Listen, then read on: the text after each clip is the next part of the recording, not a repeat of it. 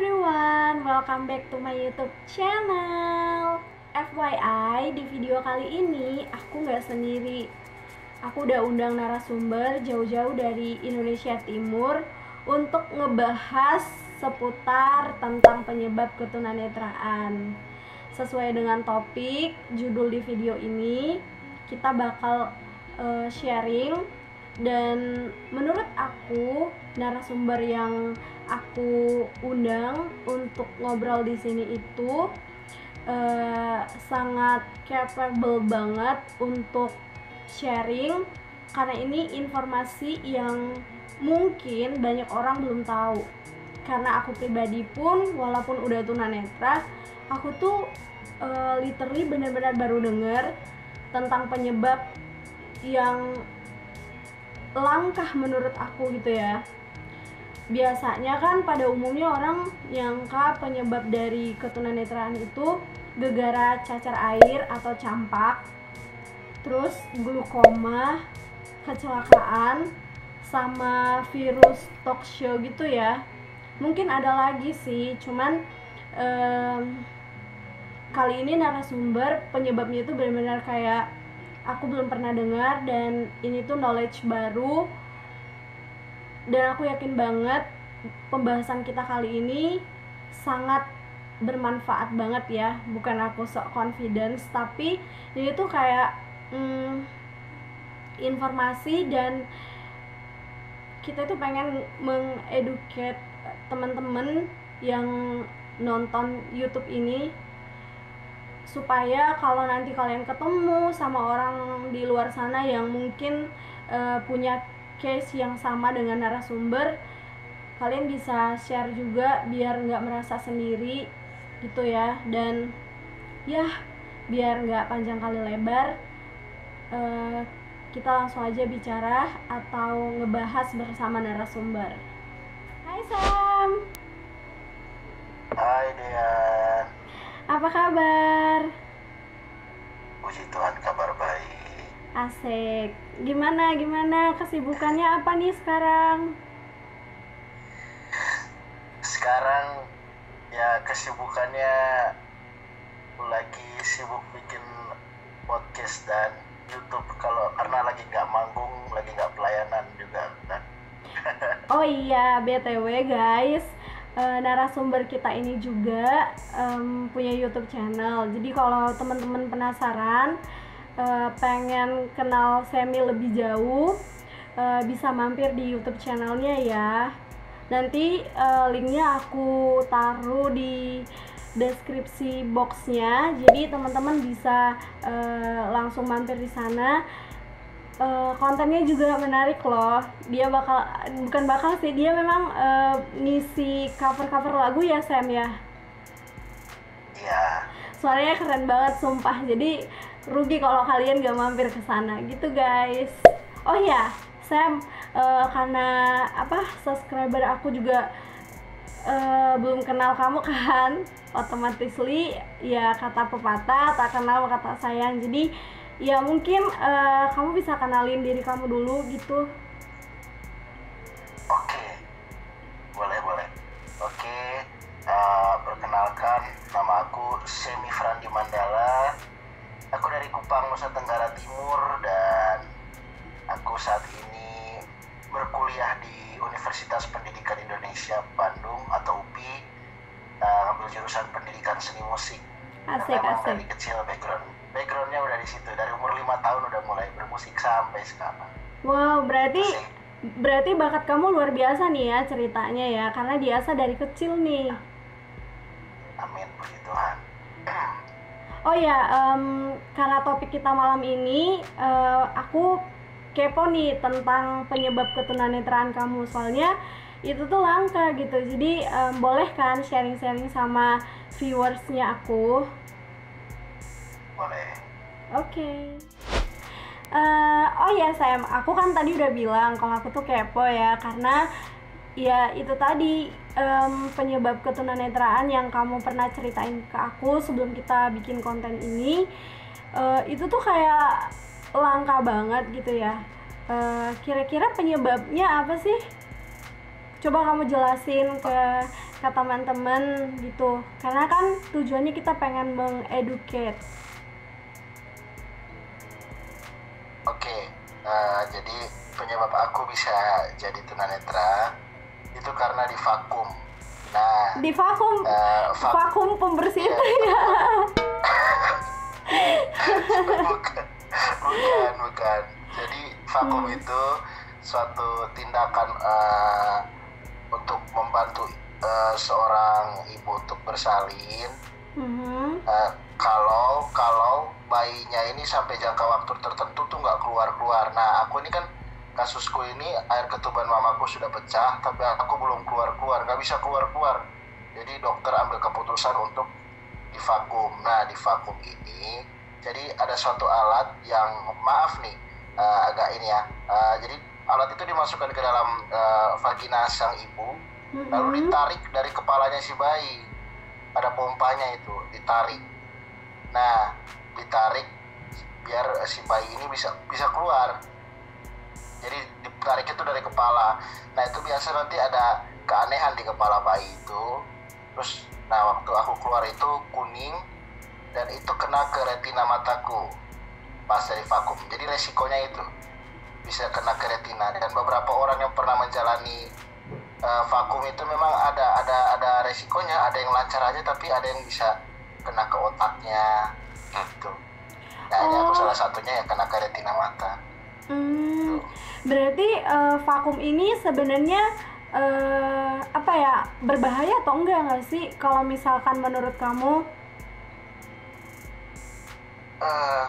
Kalau menurut aku sendiri berbahaya sih, berisiko juga, karena ada beberapa orang yang memang mengalami hal-hal efek yang kurang baik ya setelah itu, selain aku gitu.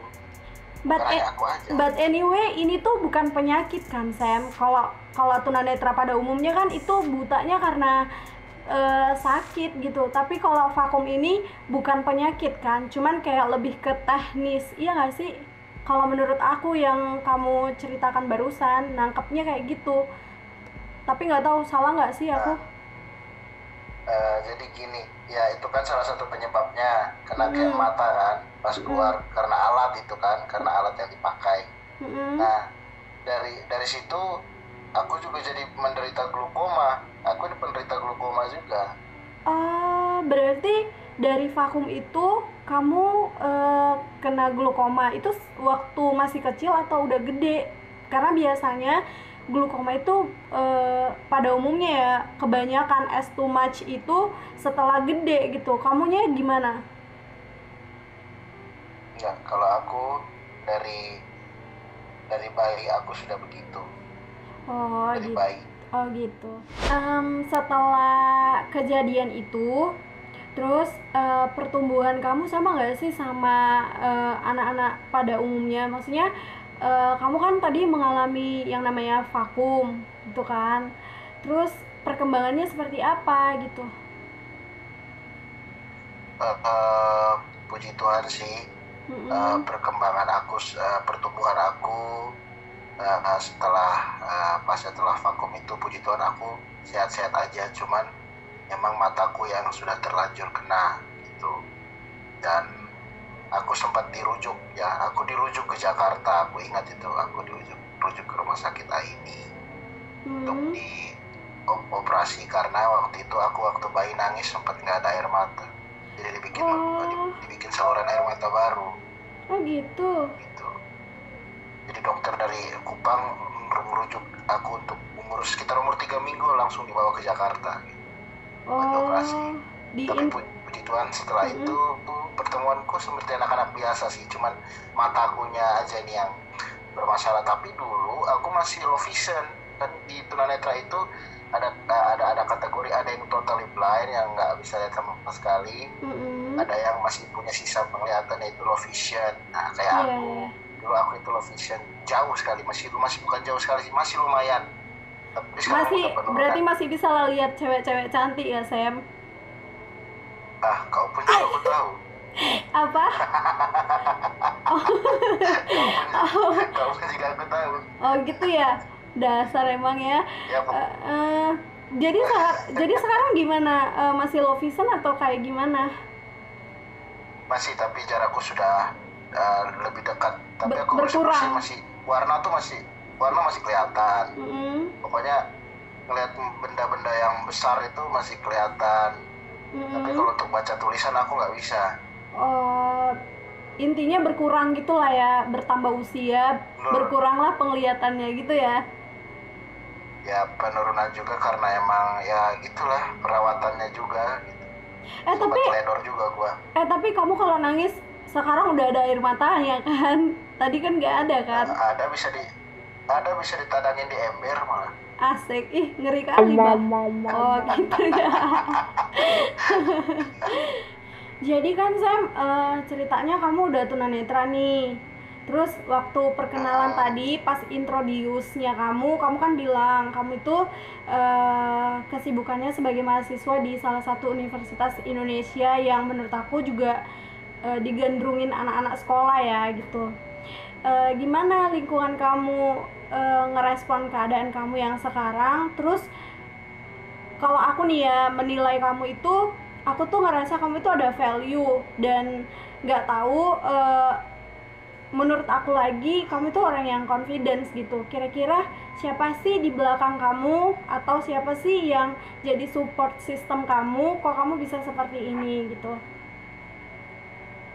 Oke, di lingkungan ke kampus dan memang itu kan orang tunanetranya kalau di angkatanku sendiri kan hanya aku. Oh iya? Hanya aku, sisanya iya hanya aku sendiri. Gak ada lagi selain itu. Wow.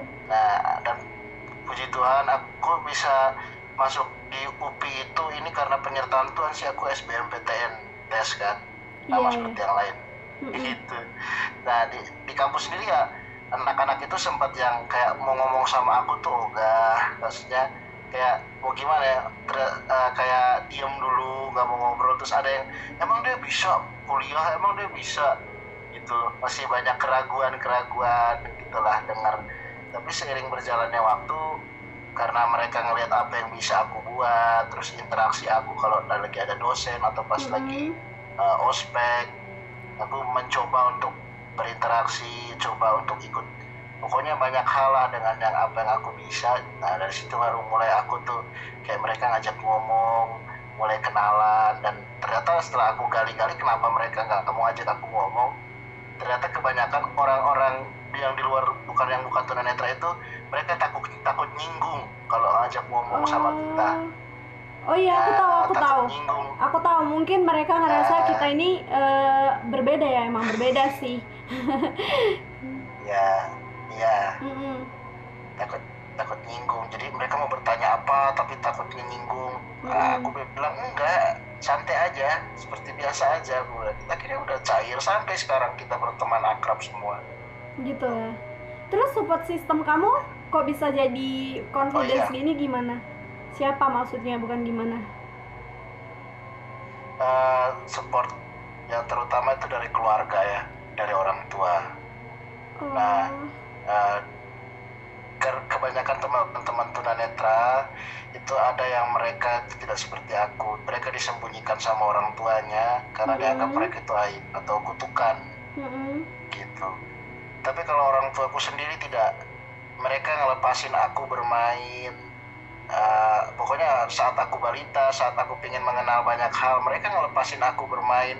Dan bapakku itu udah ngelihat bakat aku mungkin dari sekitar umur 3 tahun, umur sekitar 4 tahun atau 5 tahun aku udah diikutkan lomba nyanyi kategori anak-anak. Terus mereka dorong aku sampai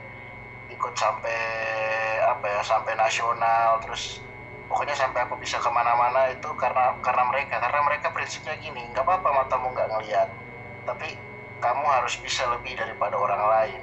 Dan mereka tuh seperti itu, selalu mendorong. Jadi di support utamaku ya keluarga, orang tuaku yang nggak pernah mandang anaknya ini ya dia tunanetra, enggak disembunyiin, enggak, mereka malah memperkenalkan ke banyak orang aku ini. Iya sih, nggak banyak tunanetra di luar sana yang bisa ngerasain anugerah yang luar biasa ya dari keluarga gitu. Jadi kita tuh jadi kayak apa ya, harus sebenarnya harus just focus with you have, dan kayak kita itu harus stay be get apa ya, be get grateful lah sama Tuhan yang kasih kita kayak gitu loh, maksudnya keluarga yang sayang sama kita, keluarga yang selalu ada gitu loh, walaupun kita dilahirkan sebagai orang spesial. Kalau aku bilang kita ini orang spesial ya, orang istimewa, kayak cibi-cibi ya, istimewa. Sebagai lelaki tunanetra dewasa, kamu punya titik terendah gak sih dalam hidup kamu? Karena kalau aku ya Sam, aku kan buta totalnya tuh setelah kelas 2 SMA ya. Di situ tuh aku kayak punya turning point sendiri, dan dari situ aku kayak ngerasa oh gitu. Dan di tengah-tengah aku nemuin turning pointnya hidup aku juga nemuin yang namanya ternyata ini point of view dari semua perjalanan aku gitu. Dan up and down itu lumrah lah ya dialamin orang. Kalau kamu sendiri punya nggak? Aku punya titik terendah dalam hidupku tuh justru bukan pada saat aku udah gede, pada saat beranjak. Oh, berarti waktu masa-masa remaja dong ya? Bener nggak sih? Ya mau beranjak ya begitulah. Nah aku dulu tuh aku sebenarnya nggak menyadari kalau aku tuh tunanetra dari aku kecil ya, 5. Karena dulu kan aku masih lumayan gitu, meskipun maksudnya masih lumayan ngelihatnya lah. Meskipun aku tidak senormal orang awas yang melihat, tapi masih lumayan. Iya, karena itu mungkin itu karena dari kamu bayi kali ya, jadi kamu nggak tahu ini aku berbeda atau tidak gitu kali ya. Iya. Nah, mulai mungkin sekitar umur berapa ya, 11 atau 12 lah, pokoknya mau beranjak itu, aku mulai sadar kalau aku ini sebenarnya berbeda gitu loh. Nah, dari situlah apa yang terjadi pada saat itu? Mulai menyalahkan Tuhan. Jadi mengeluh sama Tuhan, kenapa saya begini, kenapa saya begitu, pokoknya mengapa dan mengapa lah gitu, nggak terima sama keadaan. Tapi di tengah-tengah ngeluh itu Tuhan tuh kayak ada aja ya caranya Tuhan itu untuk membuat orang itu bersyukur dan tahu kalau dia itu sangat maha adil. Dia kasih kekurangan, tapi indera yang lain dia pakai juga untuk kita tetap bisa ngapa-ngapain gitu loh. Kirain aku pikir kamu bilang di satu sisi indra yang kurang, terus Indra Bruggman datang gitu.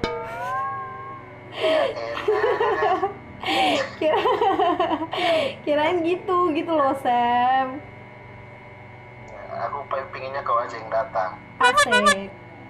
Jauh banget cuy, lagi PPKM nih. Jadi gitu. Terus gini, Tuhan tuh mengingatkan bahwa Sam, kamu tuh keadaanmu kayak begini, tapi kamu bisa lomba ke sana, lomba ke sini, prestasi ini, prestasi itu. Kok kamu malah sekarang nggak bersyukur gitu loh?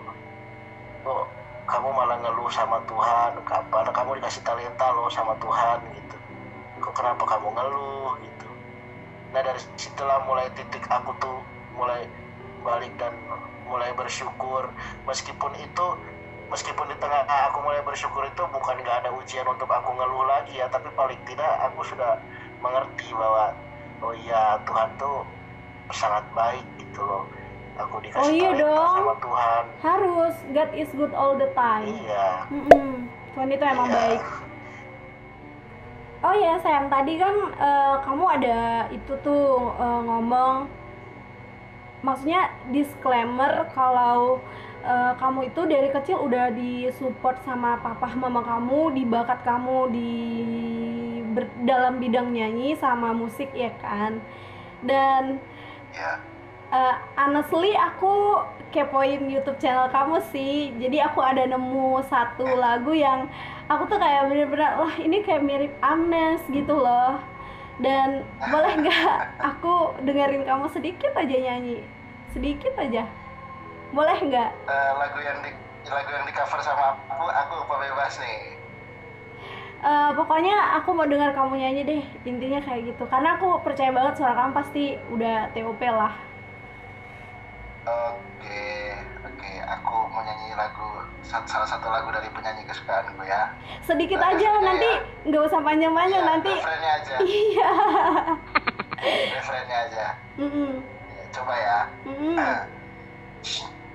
Coba tanyakan lagi pada hatimu, apakah sebaiknya kita putus atau terus kita sedang mempertahankan hubungan, atau hanya sekedar menunda perpisahan. Kok lagunya sedih banget? Eh, Kayaknya lagunya eksperimen ini. Sam, aku mau tanya kan, kamu tuh kan pecinta seni, khususnya ya. di bidang bakat nyanyi ya sama musik. Kamu suka musik, maksudnya genre musik kamu apa sih? Dan alat musik yang kamu suka apa? Terus apa lagi ya? Itu aja lah dulu, nanti lupa lagi. Ya, kalau aku sendiri suka musik jazz, jadi Beta ini suka musik jazz kakak. Itu, Beta suka musik jazz. Asik. Nah, Siapa dengan gitu? musik pop, Siapa gitu? Apa? Idola kamu di musik jazz? di musik jazz itu idolaku adalah Jangan bilang aku karena bukan aku penyuka jazz. saya baru mau jawab nih kakak. Oh iya iya. Kakak. Iya ya, siap. Siap. Ya, Mhm. kalau di musik jazz itu Beta suka namanya eh, Om Berry Kumahua, namanya orang Ambon, penyanyi jazz dari Ambon. Nah itu Beta suka itu. Dia penyanyi sekaligus basis, jadi saya suka nyanyi lagunya. Kalau di pop banyak, Aku tahu pasti kamu suka Judika. Jadi aku nggak mau tanya. Nah, udah pastinya itu. Gue jadi campur-campur. Ya, aku suka Judika. Terus alat musik yang kamu suka apa? Aku Yang kemana-mana. paling demen. Main drum. Oh, drum. Main drum aku. Main drum. Suka kekerasan Anda ya? Enggak, kan drum juga pakai dinamika kakak. Kita tidak keras terus. Kalau keras terus nanti kuping orang sakit kak. Iya ya. Iyalah, yang seni paling tahu pastinya gimana nge-backup biar enak didengar. Ya nggak sih? Iya kan, seperti kehidupan juga punya dinamika. Asik. BTW, udah lama juga kita ngobrolnya, Sam. Ya nggak sih? Kamu kerasa nggak sih lama? Kerasa lah kan? Iya. Jadi untuk closing video ini, kamu punya pesan nggak buat teman-teman kita di luar sana dan teman-teman FW gue? Kamu ada pesan nggak? Oke, aku ada pesan nih buat teman-teman semua yang nonton channel YouTube-nya Dian. Ya, aku mau ngomong pakai bahasa daerah, boleh nggak sih pakai bahasa Kupang, karena kalau ada orang Kupang yang nonton kan biar asik. Iya. Ya boleh. Juga aku artikan. Boleh. Oke. Boleh. Jadi kata-kataku seberapa terbatasnya Bosong punya diri, Bosong jangan menyerah, Bosong tahu Tuhan itu ada, Tuhan sudah kasih tinggal Bosong harus percaya itu, karena Tuhan sudah akan kasih jatuh Bosong sampai tergeletak, itu saja. Apa itu artinya? Gimana? Artinya apa itu? Kasih tahu Anda itu gimana? Oh iya, jadi artinya mau seterbatas apapun diri kalian, nah kalian harus percaya bahwa Tuhan itu selalu ada, dan Tuhan gak akan membiarkan kalian tuh jatuh sampai tergeletak. Memang Tuhan yang selalu percaya dan mau pegang kemana-mana. Oke. Thank you ya. hari ini buat apa ya, buat ngobrol-ngobrolnya. Semoga ini bermanfaat dan bisa jadi apa ya, knowledge baru untuk masyarakat yang di luar sana. Mungkin kalian nemuin case-nya sama dengan Semi, atau kalian nemuin tunanetra, kalian bisa berbagi supaya mereka nggak sendiri juga.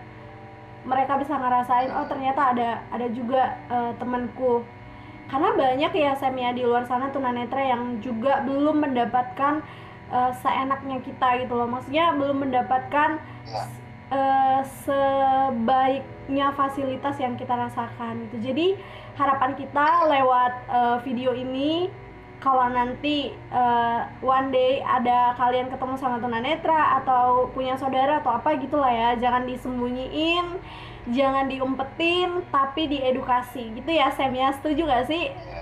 Setuju kan?